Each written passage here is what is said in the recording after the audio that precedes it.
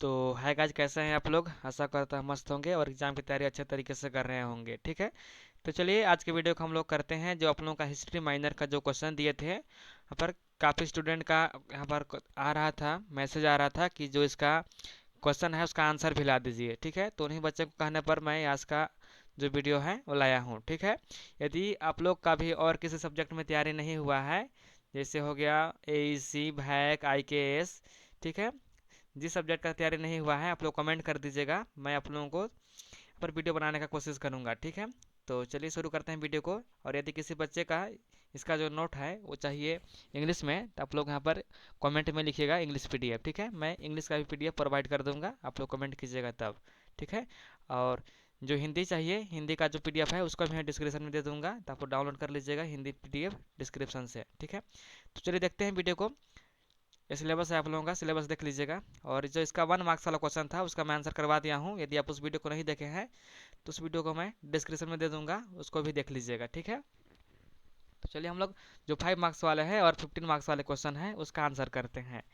तो यहाँ पर आंसर दे दिया हूँ 1 मार्क्स वाले, उसको देख लीजिएगा। चलिए 5 मार्क्स वाले जो क्वेश्चन था, पहला क्वेश्चन था कि इतिहास की परिभाषा और महत्व लिखिए। ठीक है, यानी कि इतिहास किसे कहते हैं और इसका क्या इंपॉर्टेंस है उसको यहाँ पर लिखना है। ठीक है, तो इतिहास अतीत में घटित घटनाओं का प्रमाण के आधार पर व्यवस्थित अध्ययन है। इसमें मानव समाज, राज्य, संस्कृति, अर्थव्यवस्था और सभ्यताओं का विकास का अध्ययन किया जाता है। यानी कि जो इतिहास है, इतिहास में हम लोग जो जो पास्ट में, जो अतीत में घटता है घटना, उसी को हम लोग अध्ययन करते हैं व्यवस्थित रूप से। ठीक है, उसी को इतिहास कहते हैं। और इसमें जो मानव हो गया, समाज हो गया, राज्य हो गया, संस्कृति हो गया, अर्थव्यवस्था हो गया, ये सभी चीज़ों को यहाँ पर अध्ययन किया जाता है। ठीक है, इसी को इतिहास कहते हैं। और इसका क्या महत्व है? तो पहला जो इसका महत्व है वो इतिहास में हमें अपने अतीत की जानकारी मिलती है। ठीक है, बस आप लोग समझते चलिए, इसका जो आंसर है वो याद करने की कोशिश मत कीजिएगा, बस समझ लीजिएगा। यदि आप समझ लेते हैं तो आप लोग एग्जाम में काफ़ी अच्छा लिख कर आएंगे। ठीक है, बस समझते चलना है। तो कह रहा है पहला जो इम्पोर्टेंस है वो है कि इतिहास से हमें अपने अतीत की जानकारी मिलती है। यानी कि इतिहास हमें क्या बताता है कि हमारे जो पास्ट में जो घटना घट गई है उसको हमको जानकारी देता है इतिहास। ठीक है, पहला तो महत्व यह हो गया। दूसरा महत्व क्या है कि इससे हमें पुरानी सभ्यताओं और संस्कृति का ज्ञान होता है। यानी कि जो पुरानी सभ्यता है, जो पुरानी सिविलाइजेशन है, वर्ल्ड सिविलाइजेशन, जैसे मिस्र की सभ्यता है, इजिप्ट की सभ्यता, ठीक है, उसी को बोलते हैं इंग्लिश में, और सिंधु घाटी सभ्यता, जितना भी सभ्यता है उन सभी का क्या मिलता है? जानकारी मिलता है, ज्ञान मिलता है कि किस समय में जो सिविलाइजेशन थे वो एग्जिस्ट करते थे। ठीक है, तीसरा क्या इसका महत्व है कि इतिहास हमें पिछली गलतियों से सीखने में मदद करती है। ठीक है, जो इतिहास है, जो गलती हो जाता है पीछे, जो गलतियां करते हैं उसको हम सीखने का मदद करता है। यानी कि जो राजा महाराजा गलती करते हैं यहाँ पर, वो गलती हम लोगों को दोहराना नहीं है, ये इतिहास सीख देती है। ठीक है, चौथा क्या है कि यह वर्तमान परिस्थितियों को समझने में सहायक होता है। और पांचवा क्या है कि इतिहास हमारे संस्कृति और परंपराओं की जानकारी देती है। जो इतिहास है, संस्कृति और जो परंपरा है उसका यहाँ पर जानकारी देता है। ठीक है, यानी कि निष्कर्ष में कह सकते हैं कि इतिहास अतीत को समझकर वर्तमान और भविष्य को बेहतर बनाने में सहायता करता है। ठीक है, जो इतिहास है, इतिहास को समझकर हम लोग वर्तमान को जी सकते हैं और भविष्य में अपनी योजनाएं बना सकते हैं। इसी को इतिहास कहते हैं। ठीक है गाइज, क्वेश्चन नंबर यहाँ पर दूसरा है कि इतिहास में साहित्यिक स्रोत का संक्षिप्त वर्णन कीजिए। यानी कि साहित्यिक स्रोत क्या है इसको बताना है। तो चलिए इसका भी आंसर देखते हैं कि लिखित रूप में उपलब्ध ऐतिहासिक सामग्री को साहित्यिक स्रोत कहा जाता है। यानी कि साहित्यिक स्रोत किसे कहते हैं? जो लिखित रूप में सामग्री प्राप्त होता है उसको साहित्यिक स्रोत कहते हैं। ये इतिहास के महत्वपूर्ण स्रोत होते हैं। ठीक है, साहित्यिक स्रोत में धार्मिक ग्रंथ, ऐतिहासिक ग्रंथ और यात्रियों के विवरण, राजकीय अभिलेख और साहित्यिक रचनाएं शामिल होती है। यानी कि जो साहित्यिक स्रोत होता है वो कौन कौन से होते हैं? तो धार्मिक ग्रंथ भी होता है, ऐतिहासिक ग्रंथ भी होता है, और जो यात्री आते हैं, जैसे चीन का एक यात्री है जिनका नाम है हेवेंत सांग, ये सभी का जो विवरण होता है, ये सभी जो अपना ग्रंथ में लिखते हैं, ये सभी क्या कहलाता है? तो इतिहास यहाँ पर साहित्यिक स्रोत। ठीक है, उदाहरण के बाद देख लीजिए, वेद हो गया, पुराण हो गया, बौद्ध ग्रंथ हो गया, जैन ग्रंथ हो गया, हर्षचरित हो गया, बाणभट्ट द्वारा लिखा, राजतरंगिणी हो गया, कल्हण द्वारा लिखा ग्रंथ। ठीक है, इन स्रोतों से हमें प्राचीन समाज, धर्म, राजनीति, संस्कृति और शासन की व्यवस्था की जानकारी मिलती है। यानी कि सभी जितना भी स्रोत है उन स्रोतों से हमें धर्म का, समाज का, उन सभी का राजनीति कैसा था, कौन सा संस्कृति अपनाते थे, शासन व्यवस्था कैसा था, ये सभी की जानकारी हमको मिलती है साहित्यिक स्रोत से। ठीक है। साहित्यिक स्रोत अतीत के राजनीतिक, सामाजिक और सांस्कृतिक जीवन को समझने में बहुत उपयोगी है। यानी कि साहित्यिक स्रोत को हम लोग पढ़कर जो प्राचीन इतिहास है उसको समझ सकते हैं। ठीक है। क्वेश्चन नंबर 3 है कि पुरातात्विक स्रोत क्या है, इनके महत्व को समझाइए। तो अतीत से प्राप्त भौतिक अवशेषों को पुरातात्विक स्रोत कहा जाता है। यानी कि जो पास्ट में जो भौतिक अवशेष प्राप्त होते हैं उसको पुरातात्विक स्रोत कहते हैं। उदाहरण क्या हो गया, शिलालेख हो गया, सिक्का हो गया, मूर्तियाँ हो गया, भवन हो गया, औजार हो गया, मिट्टी का बर्तन हो गया, ये सभी जो है वो पुरातात्विक स्रोत हैं। ठीक है। इसका क्या महत्व है, ये इतिहास की प्रामाणिक जानकारी देती है। यानी कि जो इस पुरातात्विक स्रोत है वो इतिहास का जो सटीक जानकारी देता है। ठीक है। दूसरा क्या है कि इनमें प्राचीन सभ्यताओं की जानकारी मिलती है। यानी कि जितने भी वर्ल्ड सिविलाइजेशन है उन सभी में कौन से औजार, कौन से सिक्का का प्रयोग किया जाता है, ये सभी हमको बताता है पुरातात्विक स्रोत। ठीक है। तीसरा क्या है इम्पोर्टेंस, तो सिक्कों से आर्थिक और राजनीतिक जानकारी मिलती है। ठीक है। यानी कि उन लोगों के पास जो राजनीति था, राजनीति कैसा था, उन लोगों को आर्थिक स्थिति कैसा था, सिक्कों से हमको जानकारी मिलती है। चौथा क्या है, शिलालेखों से राजाओं और शासन की जानकारी मिलती है। यानी कि जो राजा थे वो शासन किस प्रकार अपने जनता पर करते थे, ये सभी कहाँ से मिलते हैं, शिलालेख से। भवन और मूर्तियाँ कला और सांस्कृतिक जानकारी देती है। जो भवन और मूर्ति कला है वो संस्कृति की जानकारी देती है, कला और संस्कृति की जानकारी देती है कौन, भवन और मूर्तियाँ। ठीक है। पुरातात्विक स्रोत के अध्ययन के लिए बहुत महत्वपूर्ण और विश्वसनीय स्रोत है। यानी कि पुरातात्विक जो स्रोत है वो इतिहास के अध्ययन के लिए बहुत महत्वपूर्ण है और विश्वसनीय स्रोत है। यानी कि सटीक जानकारी देता है पुरातात्विक स्रोत। ठीक है। क्वेश्चन नंबर 4 है कि इतिहास और भूगोल के बीच संबंध स्पष्ट कीजिए।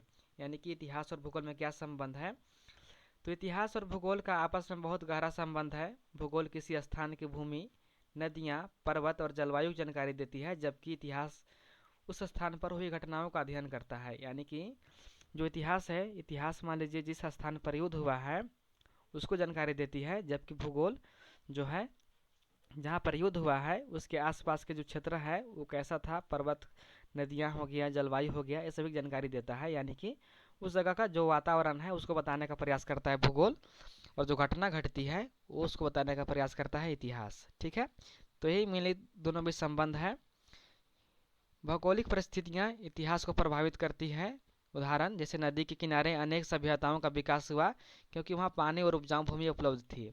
जो नदी के किनारे सभ्यता का विकास हुआ, ठीक है, वहाँ पर जो भूमि था वो उपजाऊ था और पानी अधिक मात्रा में था, जिसके कारण उन लोग खेती कर सके। ठीक है।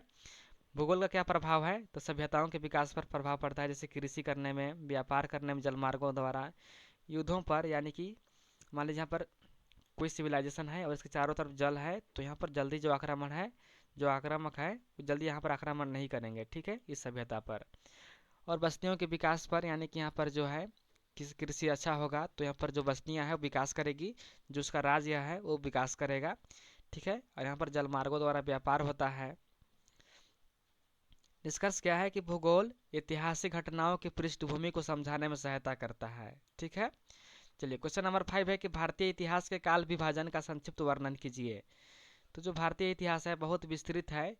इसे समझने के लिए इतिहासकारों ने इसे मुख्य रूप से 4 कालखंडों में बांटा है। कौन कौन, प्राचीन काल, मध्यकालीन और आधुनिक और समकालीन इतिहास। ठीक है। तो पहला देख लेते हैं प्राचीन काल। इसमें सिंधु घाटी सभ्यता, वैदिक काल, मौर्य और गुप्त काल आदि का अध्ययन किया जाता है। मध्यकालीन में इसमें दिल्ली सल्तनत, मुगल साम्राज्य और क्षेत्रीय राज्यों का अध्ययन किया जाता है। और आधुनिक काल में इसमें यूरोपीय शक्तियों का आगमन, ब्रिटिश शासन और स्वतंत्रता आंदोलन का अध्ययन किया जाता है। और समकालीन में जब भारत आज़ाद होता है तो आज़ाद भारत का यहाँ पर अध्ययन किया जाता है समकालीन इतिहास में। ठीक है। निष्कर्ष यहाँ पर है कि काल विभाजन से भारतीय इतिहास को अलग अलग समय का आधार पर समझना आसान हो जाता है। यानी कि इतिहास को 4 कालखंडों में इसलिए बांटा गया है क्योंकि कालखंडों में बांटने से क्या होता है कि जो इतिहास है, इतिहास को हम लोग समझने में मदद मिलता है। ठीक है। यानी कि प्राचीन काल में क्या हुआ था, मध्यकालीन में क्या हुआ था, आधुनिक में क्या हुआ था, समकालीन में क्या हुआ था, यदि हम लोग कालखंड के आधार पर बांट कर इसको समझने का प्रयास करेंगे तो काफ़ी अच्छा से समझ सकते हैं। ठीक है, तो यहाँ पर जो विद्वान थे, विद्वानों ने समझने के दृष्टिकोण से ही इतिहास को 4 भागों में बांटा है। ठीक है, तो 5 मार्क्स वाले क्वेश्चन था, उसका आंसर हो गया। अब 15 मार्क्स वाले क्वेश्चन का आंसर देख लीजिए। 8 ठे क्वेश्चन है। तो यहाँ पर पहला क्वेश्चन पूछ रहा है कि इतिहास की परिभाषा देते हुए उसके क्षेत्र, महत्व और वर्तमान प्रवृत्तियों का विस्तार से व्याख्या कीजिए। ठीक है, तो यहाँ पर इसका आंसर है, देख लीजिए आप लोग। इसका आंसर मैं नहीं बताऊंगा क्योंकि वीडियो काफ़ी लंबा हो जाएगा। तो इसका आंसर मैं दे दिया हूँ और इसका पीडीएफ जो है, पीडीएफ डिस्क्रिप्शन में दे दूंगा, आप लोग वहाँ से डाउनलोड कर लीजिएगा बिल्कुल फ्री में। ठीक है, देख लीजिए इसका आंसर कैसे है। इसका आंसर बहुत लंबा है, मैं इतना पढ़ूंगा तो ये वीडियो 1 से 2 घंटा का वीडियो बन जाएगा। ठीक है, तो आप लोग इतना समय वीडियो देखने में मत व्यस्त कीजिए, आप लोग इसको पढ़ने में यूटिलाइज कीजिए अपना समय को। ठीक है, चलिए देख लीजिए क्वेश्चन। दूसरा क्वेश्चन देखते हैं। दूसरा क्वेश्चन है कि यहाँ पर देख लीजिए, इतिहास के विभिन्न स्रोतों, साहित्यिक, पुरातात्विक, मौखिक, डिजिटल और वेब स्रोतों का विस्तार से वर्णन कीजिए। इसका आंसर यहाँ पर है, देख लीजिए।